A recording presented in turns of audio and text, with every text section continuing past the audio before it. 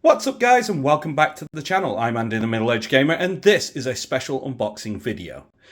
Now, while I put the usual disclosures on screen, you guys grab a drink and get comfortable and let's jump in.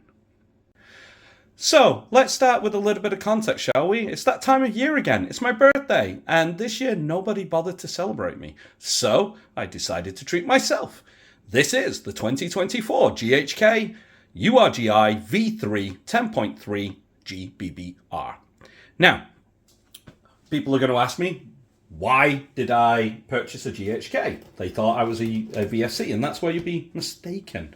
I am not a VFC fanboy. I like VFC, but VFC have been the only OEM out there that have been massively producing awesome weapons over the last couple of years.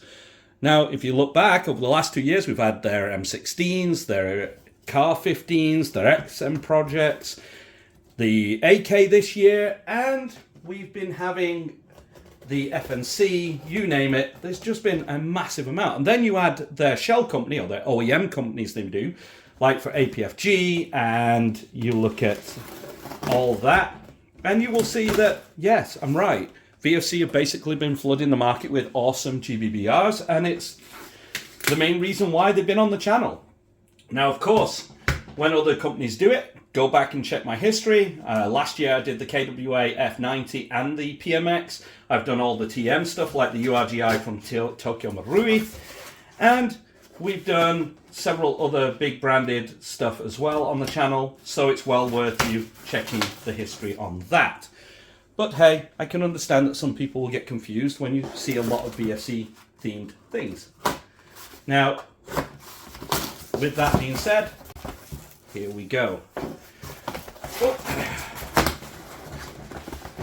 Now, at the end of the day, the main reason I got this is because, as I have done a lot with other brands, it'd be nice to have GHK to finally do a comparison. Knock my camera there. Let's yeet that out the way.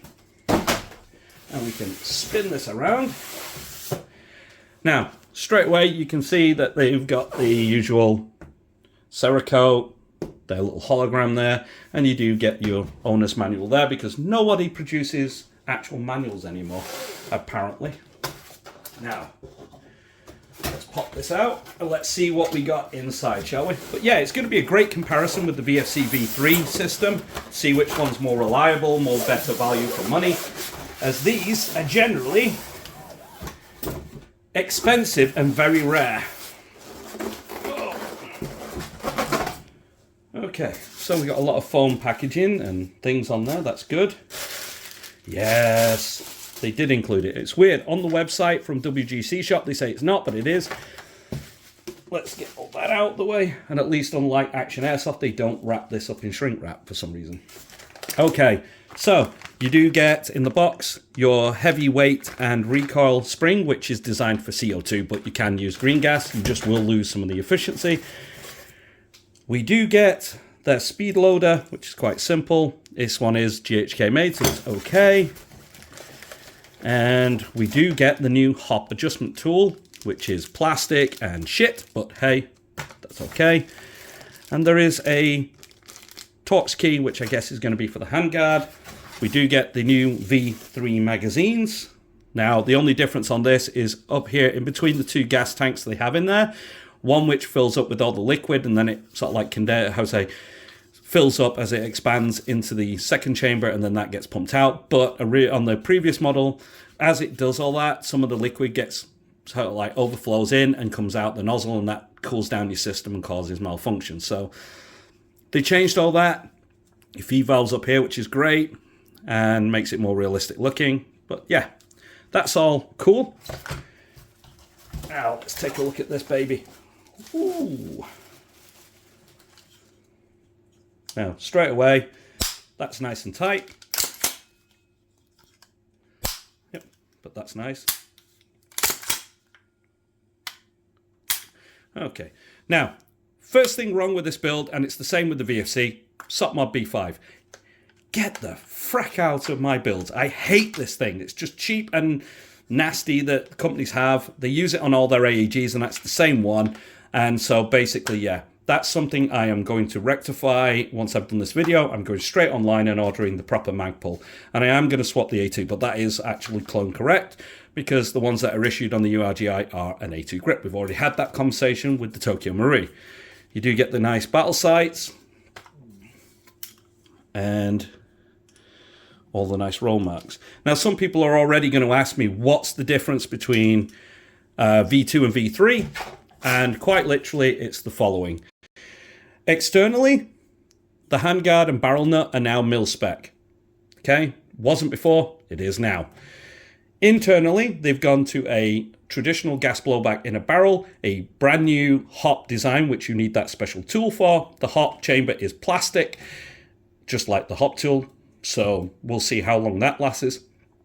They've basically changed the nozzle for the bolt carrier now. It's now 20% more larger, or has a 20% larger volume of gas, so you get more better efficiency.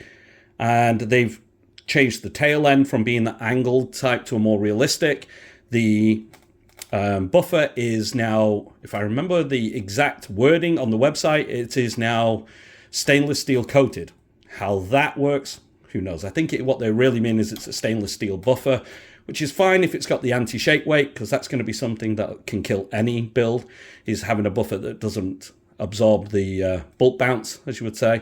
But everything else is GHK spec. They do say that they've improved the hammer spring in this, so they made it a lot more stronger. We're going to have to test that one out.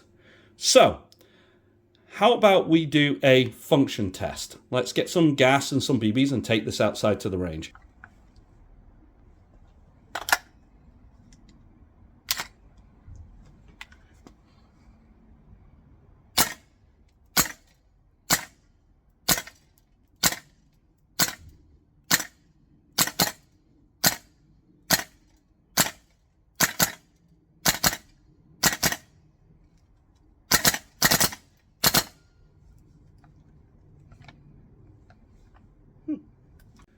Okay, so if you've gotten this far in the video and you like what you see but you're not subscribed, hit that subscribe button, hit that like button and notification bell. That way you stay notified whenever I upload a new video, and you really help this channel out with the YouTube algorithm. It's greatly appreciated from my heart to you. I really do. Now, if you want to go one step further and donate to the channel to help put even bigger weapons than this, this is bloody expensive, but if you want to do that, use the YouTube thanks button. It's a really good help and lifesaver on this. I really appreciate you guys. So, with that, let's get back into this unboxing. Okay, so right off the bat, if I was to compare it recoil-wise, it's stout enough to equal the SR16 V3 from VFC. That, with its steel bolt carrier, it's an amazing piece of kit. And this is now, for me, equaled it in that sort of recoil impulse. And that's without the added weight. As you can see, it's still there in its bag. So that's a good point to start from. God help us when we put that in there. Now, on top of that, let's take a look at what the markings have. You've got the Geisley markings right there, which is nice. And you get, obviously, your, if you ever fit an ambi fire selector, you've got the markings on here. We do have the Geisley charging handle, which has all the correct, markings here. And on the sight itself, it does have all the correct, the nice monolithic. And yeah, you do have the government and all that. The markings are quite nice. I must admit, I am really impressed with all the markings and that. That's nice. I think the only issue I've had so far that I can see has been the fact that this is still running with the very thick factory grease. As like I say, it was just a function test. You can hear it's a little bit clunky going back into battery, but as you can lock that back, and if we drop the mag, we can drop that back. But yeah, other than that, it seems fine. I've got no issues there. They've got all the correct other markings and that I'm feeling. You got a nice snappy closable dust cover. You do get the nice tuning fork. I don't know if we can pick that up on camera, but nice little ring with the flash hider there. That's quite nice. But yeah, it is an absolute great starting system, let's say, to build up. And like I say, I've got the stock. I do have a grip on order. Hopefully it comes soon so I can get that swapped out, get the grip swapped out, or the stock and the grip sorted. That will then complete the picture. Okay, so let's lay the roadmap for the future. I do plan on doing the full review as it is in its current spec. Probably will change the stock, but we'll see.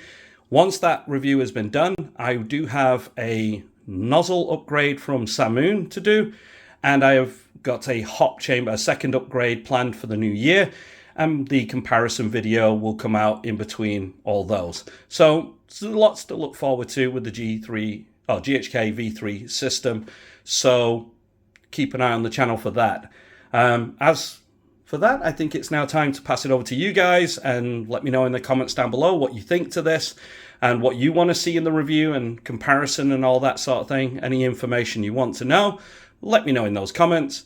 And as always, I've been Andy the Middle-Aged Gamer. You guys have been awesome, and I will see you in the next one.